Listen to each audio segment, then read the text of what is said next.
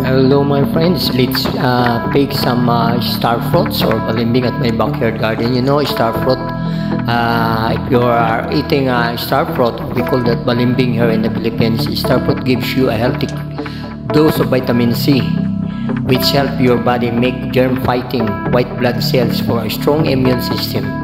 It also improves heart health. The potassium in star fruit helps lower your blood pressure, which lowers your risk of heart attack or stroke. So, you know my friends, you need to eat star fruit or balimbing because it is rich in vitamin C and it can help you make strong of your immune system. There you are. You know this balimbing or star fruit is a sweet variety kind of balimbing. It's very sweet because other balimbing is sour. But this one is sweet and very juicy, my friend, and it's very easy to plant. In just 1 year you can already harvest.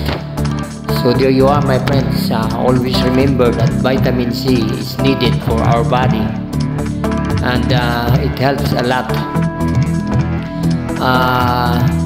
in fighting sickness and diseases. You know, star fruit are also considered to have a number of beneficial health effects. Those includes antioxidant, hypoglycemic or hypotensive or hypocholesterolemic, and anti-inflammatory and anti-infective, anti-tumor and immune boosting effects. So nagpapalakas po ng ating immune system, mga kaibigan, ang pagkain ng star fruit. So we need to eat this kind of fruit. Instead of eating junk foods, why not eating fresh fruits or this balimbing or star fruit that is very rich in vitamin C, at tinawag nga ito na superfood dahil talaga namang napakamabitamina po, kaibigan, ang star fruit at balimbing. Very juicy, makatas po siya, especially during summertime. So there you are. I harvest a lot. And you can even cook this as a dish in the kitchen. Masarap pong ginagataan din ng balimbing. Subukan ko na po yun. A mixture of hot pepper and ground pork or shrimp and then coconut milk. Ay, napakasarap. Very delicious. Very nutritious. Masarap po, mga kaibigan, ang ginataang balimbing or star fruit with ground pork and coconut milk. So there you are, my friends. Napakasarap po niyan. And this one is may pink guava or bayabas.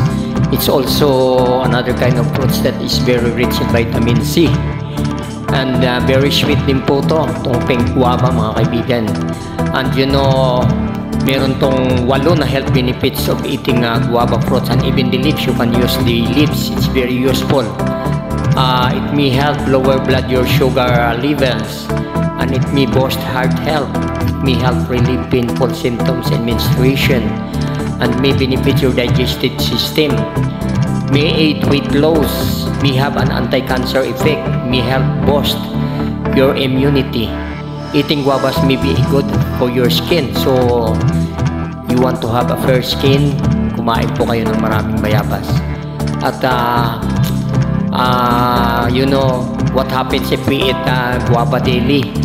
Early research shows that eating large amounts of guava daily in place of high-fat foods for 12 weeks, it lowers blood pressure in people with high blood pressure. NIPEN earlier research shows that taking guava leaf extract may reduce pain and stiffness by small amount in people with knee pain. So, napaka-helpful po nito. Marami pong nagagawa, maraming naitutulong. At mababa lang po ang kanyang sugar. You know, this kind of fruit is low in sugar and high in fiber, which help regulate blood sugar levels. Additionally, guava is a rich source of antioxidant and many other beneficial nutrients. Research also suggests that it may positively affect cholesterol and even reduce the risk of certain types of cancer. At saka hindi po totoo yung sinasabi na pag kumain ka ng mga buto nito kaka-appendix. It's not true. Eating the whole guava is very sweet, very nice, very nutritious, and it helps for mga diabetic patient also. malaki po ang natutulong ng guava. And this one, my friends, are blue tarnati or butterfly pea flower kung tawagin dito sa Asia. Isa rin po itong magandang klaseng halaman na to, pwedeng kainin in raw o pwede rin gawing blue tarnati tea. It's meron po mga healing power ang blue tarnati, anti-inflammatory properties. Consumption of blue butterfly pea tea can reduce swelling in the body. It can reduce body pain, migraine, and swelling due to wounds and headaches. It lowers also blood pressure. Consumption of butterfly pea flower tea can help reduce blood pressure. So napakarami din po nang naitutulong nitong blue tarnati. Ayan, you just add hot water and then cover it for 5 minutes or 10 minutes, then you can drink it and you can even eat those petals of blue tarnati. But always remember to remove the sepal of the flower. You will remain the petals and then put hot water and then it's good, nice, and it can give you good benefits to your body. So there you are, my friends. Eating fresh fruits and vegetables are good for our body. Okay, bye-bye. Thank you for watching. See you next time. See you next video. Bye-bye. For Lance Schneider, Macro Sablo.